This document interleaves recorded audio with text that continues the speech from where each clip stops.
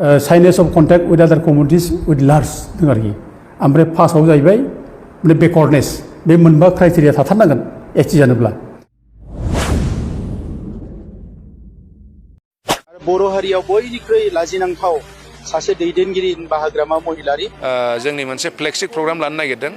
आरो बेखौ मावफुंनो इयारलि जों 100 crore बाजेट लानो नागिरदों आरो साबसिनसो जाबावगोन आरोबाव खुलुमबाय रायजोफोर आरोबाव फिथांखि ब्लग इउट्युब चेनेलनिफ्राय रायजो राजा बयनिसिमबो फुंबिलिनि गोजोननाय बावहरनाय जाबाय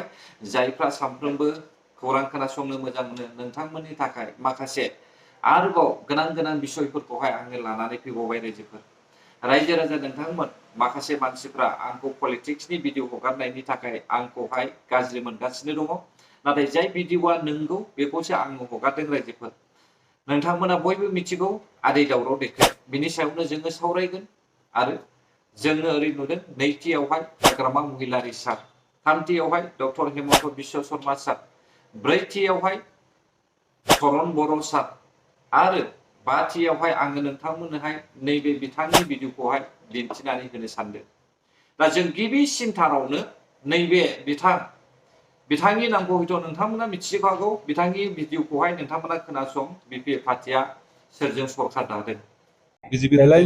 এলায়েন্সটা আমার হয়ে গেল আমি এনডিএ থাকি ফেলে আমি কাম করি রাইজৰ যিখিনি আশা আকাংক্ষা আজি আমাৰ মানে পঞ্চমবাৰ বিটিসি যে নির্বাচন এই थगायनानै लाब गैया रायजोफोर मिथिबाय दा जेबो लाब गैया आजिखालिनि समावहाय थगायनानै लाब गैया बिपिए पार्टिया हारसिं सरकार दानो हायाखै आरो हाखायाबो मानो हाया मानि खारनै बिसोरो बिपिए पार्टिया हारसिं सरकार दानो हाया बिनि आन्डार प्रसेस बिग मिस्टेक जानानै दङ मिथिबाय ना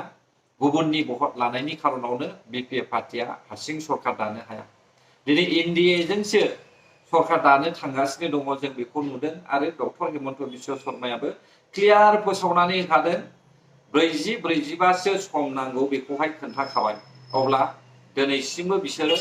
सरकार सालायनो हायाखै जों बेखौहाय नुगासिनो दंखायो रायजो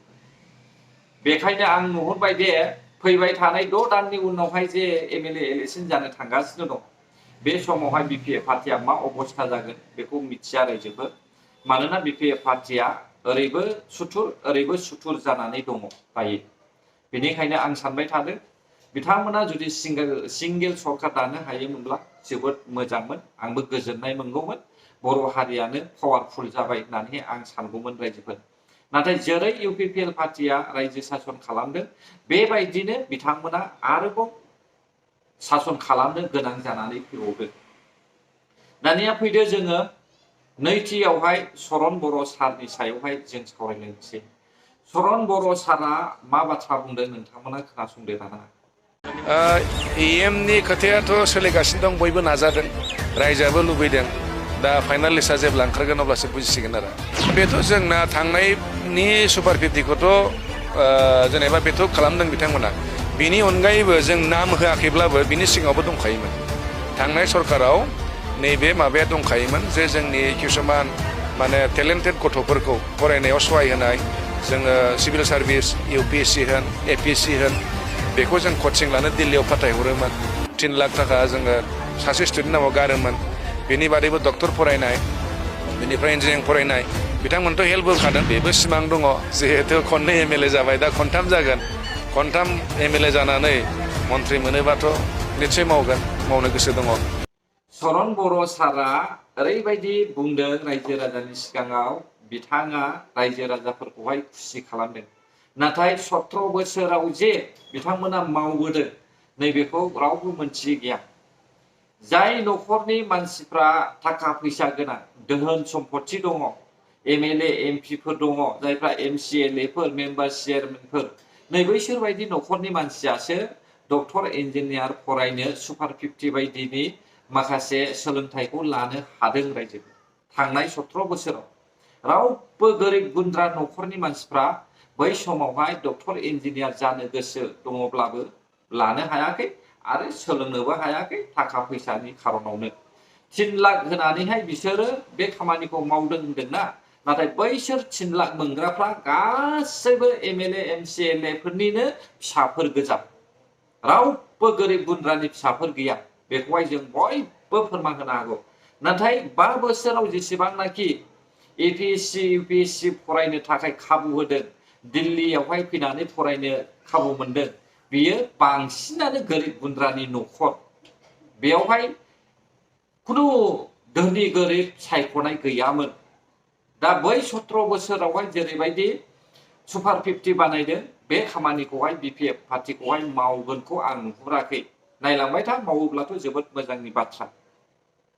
बे समाव जों सावरायगोन हाग्रामा महिलारी सारनि सायावहाय हाग्रामा महिलारी सारा सरकार दानो हायाखै जों बेखौ बयबो नुगासिनो दङ आरो बिथाङा गुबुननि भट लानानै देरहानायनि खारनावनो दिनैहाय ओरैबो थाङा हरैबो थाङा दिंदांदां जानानै दंगासिनो दङ आरो MLA इलेक्शनखौ नोजोर बोहरनानै नायोब्लाबो हाग्रामा महिलारी सारा गुबुन हारिजोंबो सुथुर जानानै थासिगोन बर'जोंबो सुथुर जानानै थासिगोन नैबेखौबो जोङो दा नुहुरदों रायजोफोर दा बिथाङासो मिथिगौ मा मावलाङो नाथाय बिथांनि फार्स्ट प्रायोरिटी रायजो राजानि खामानि मावगोन ना एकमात्र हानि फाट्टासो बे हानि फाट्टाखौहायनो बिथाङा फार्स्ट खामानि मावग्रोनांगौ बिनि अनगा बेहा गुबुन खामानि मावनायनि जेबो थांखि गैथ'वा होननानै आं सानो रायजोफोर बे समाव डक्टर हेमन्त बिश्व शर्मा सारा ओरैबायदि रायजो राजाफोरखौहाय फुस्लायगासिनो दङ 2026 मायथाइनि इलेक्शनाव देरहानो थाखाय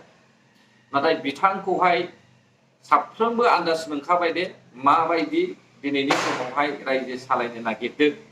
दा डक्टर हेमन्त बिश्व शर्मा सारा जोंनि बर' हारिनि सायावबो गोबां गाज्रि नोजोर नायगासिनो दङ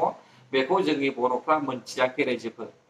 दा आं बिनि सायावनो माखासे बाथ्राफोरखौ बुंगोन नैबे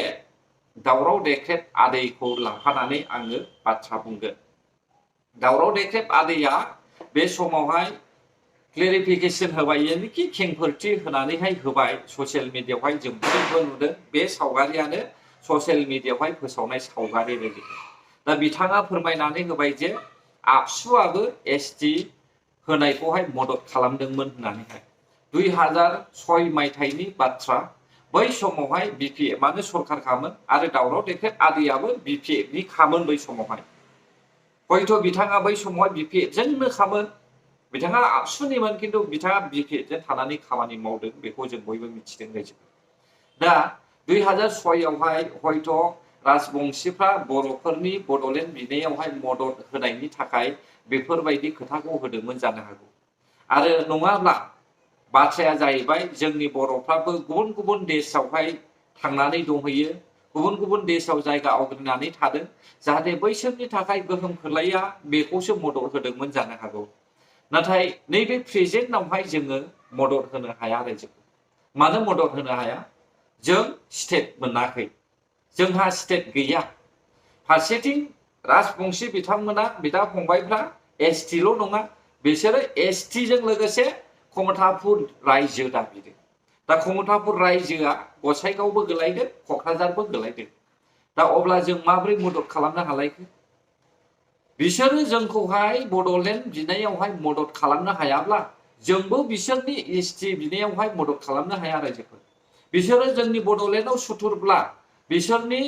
ST बिनायाव जोंबो सुथुर जानांगोन बेखौसो साननांगोन आदै दावराव देख्रेब हारिखौहाय दाफान हारिखौहाय इसेबां थाव फुननानैहाय फुस्लायनो दा नाजा नैबे आजिखालिनि समखौहाय मानोना जों नुदों डक्टर हेमन्त बिश्व शर्मा मामा सारा ST होनायनि मदद खालामगोन ST खौ होनो हाया बेखौहाय जोंबो मिथिगौ नाथाय सरकारानो BJP जुदि BJPआ होनो गोसोब्ला होनो हायैनि मानियानो गैया ST होखांनायनि उनावहाय जोंनि BTR खौनो खावसे आरोबाव जुदि बिसोरो लानो थाखाय सोमावसारबावोब्ला जों बर'फ्रा आरोबाव दावहा नांबावनांगौ नैबेखौ सिन्था खालामदो रायजोफोर आरो डक्टर हेमन्त बिश्व शर्मा मामाया आसामाव थानाय आदिबासिफोरखौहाय आसामनिफ्राय एरख'नानैहाय BTRआव लाबोनो नागिरदों बेखौहाय इनडाइरेक्टलि नुहुरखादों रायजोफोर नाथाय नोंथांमोनासो नुदोंना नुवाखै आं बेखौ मिथिया लोगोसे BPFनि CA हाग्रामा महिलारी सारा बिथां हाग्रामा महिलारी सारा मुस्लिम माइनरिटिफोरनोबो हा फाट्टा होनायनि बाथ्रा बुंदों 2003 निफ्राय जुदि हा फाट्टा होयोब्ला बेसेबां मुस्लिमफोर जोंनि बर'नि गेजेरावहाय हा मोनगोन बिनि हिसाबानो गैया बेखौ जों बयबो मिथिगौ अब्ला जों माबोरै मदद खालामलायखो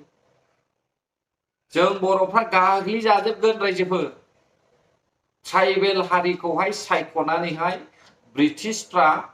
मोनसे ट्राइबेलनि थाखाय सिकिउरिटि खालामनानै गालांखादों दा बेखौनो सिफायनो नागिरगासिनो दं आसाम गभर्नमेन्टआ दा बेखौ सिफायनानैनो बै जायफ्रा इउपिनिफ्राय लानानै थांजादों झारखन्डनिफ्राय लानानै थांजादों वेस्ट बेंगलनिफ्राय लानानै थांजादों बैसोर बायदि मानसिखौहाय छत्तीसगढ़निफ्राय लानानै थांनाय मानसिफोरखौहाय लाबोफिननानै आसामनिफ्राय एरख'नानै बिटिआरआव गारस'नो नागिरदों बेखौहाय जों बयबो आन्दाज मोनगासिनो दङ नाथाय आदै दावराव देख्रेबा दिनैनि समावहाय गोदो गोदायनि बाथ्रा लानानै जानला मोनला दै खुलुमनाय मा खुलुमनायसो बाथ्रा बुंलाबायनानै रायजो राजाफोरनोहाय फोरमान होनो नागिरदों दानि जुगनि मानसिया बिदिखौ गनाया मिथिबायना जुदि बायसान्स गोरोन्थियावहाय एसटि होनानै जोंनि बर' हारिनि गेजेरावहाय गोहोम गोलैयोब्ला आदै दावराव देख्रेबमोना गाबनानै लाखा बेखौसो सिन्था खालाम रायजोफोर आं सिदा बुंखायो रायजोफोर मिथिबायना एसटि होनाय माने जोंजों समान मर्यादा होनाय जोंनि शिडिउल ट्राइबआवहाय जों जाखिनि मोननो गोनां दङ बेखौबो बिसोरनो होनाय दा जोङो स्टेटखौ मोनाखै जों एसटिल' मोननानै दं स्टेट मोनब्लानो जोङो जेबो नांजायामोन एसटि होयो ना मा होयो होबाय थामोन दा जोंहा स्टेटआनो गैयाब्ला अब्ला बै नन एसटिफोरखौहाय मानो एसटि बेखौ जों साननांगोन ना बेल' नङा माइनरिटिफोरखौ मानि खारनै हान फात्ता होनो नागिरदों आदै दावराव देख्रेब बेखौ मानो बुङाखिसै आं आदै दावराव देख्रेबखौ नुबोगासिनो दङ सिगांनिफ्रायनो आबसुनि बिरुदि आदै दावराव देख्रेबा मिथिबायना बेखायनो मोनफ्रोमबो खोथायाव आबसुखौ लाबोयो बियो गोरोन्थिब्लाबो राइटब्लाबो बियो आबसुखौ सरजाबफायो बिथाङा आबसुखौ नायनो हाया बेनिखायनो बिथाङा गिदिं गोदा आबसुनि माबा मोनसे मुरा मोनगोन नामा बेखौहाय नागिरखायो दा बेनिखायनो आं बुंदों आबसुआ बुं यानिखि आदै दावराव देख्रेब मानो बुं जों रायजो राजाफ्रा माब्लाबाबो दागबनाय दा बे समाव फैदो नोंथांमोना नैबेखौ नायनानै लादो बबेयाव जानायथाय खोनानो मोनदों आङो बेयावहाय माने न'निनो दावराव खोमा PMAYG न'नि दावराव फैसा राननानै हैलायनाय लिस्ट लाहैलायनाय बेबायदि बाथ्रा बुंनो खोनासंब्लानो जाबाय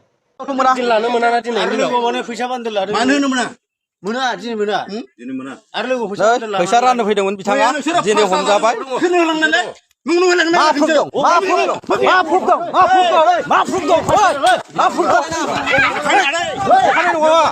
दं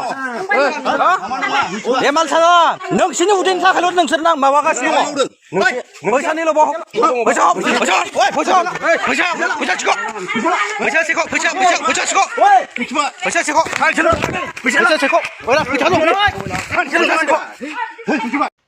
कमेन्टआव खोन्थाहरनो हायोब्ला बबे जायगायाव जानायमोन बियो बिपिएफ पार्टिनि माखासे नट लिस्ट लाहैनायनि बाथ्रा खोनादों आङो बेयावहाय फैसा लानानै थांलायदों होननानैहाय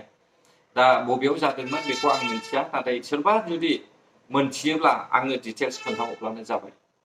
अब्ला रायजोफोर भिडिअआबो बेखिनियानोमोन गोजोन्थों जायफ्रा आंनि भिडिअखौ जोबजासे नायबाय बर' हारि जै जाथों जै बर' हारि